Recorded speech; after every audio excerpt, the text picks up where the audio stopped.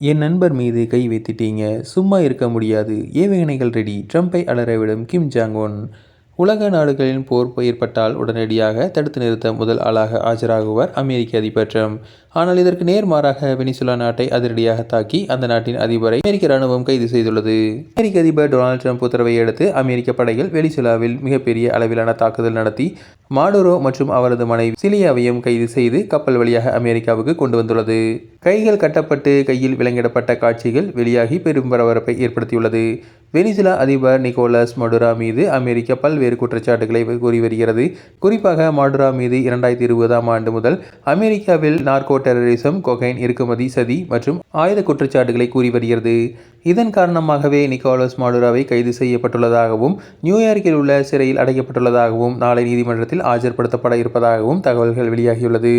ஒரு நாட்டின் தலைவரை கடத்துவது சர்வதேச பயங்கரவாதம் என தெரிவித்துள்ளார் கிம் ஜாங் உன்.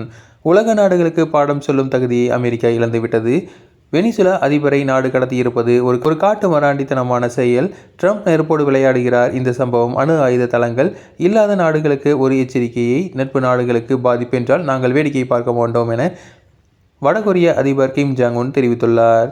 3ஆம் உலகப் போர் தொடங்க அமெரிக்கா விரும்பினால் அதை எதிர்கொள்ள நாங்களும் தயாராக உள்ளோம். எங்களது ஏவுகணைகள் சரியான இலக்கை நோக்கி குறிவைத்து தயாராக உள்ளது. வெனிசுலா அதிபர் கைது தனி மனிதனின் கைது அல்ல, உலக நாடுகளின் சுதந்திரத்தின் மீதான தாக்குதல் என தெரிவித்துள்ள கிம் ஜாங் உன் இதற்கான விலையை அமெரிக்கா மிக கடுமையாக கொடுக்க வேண்டியிருக்கும் எனவும் எச்சரித்துள்ளார்.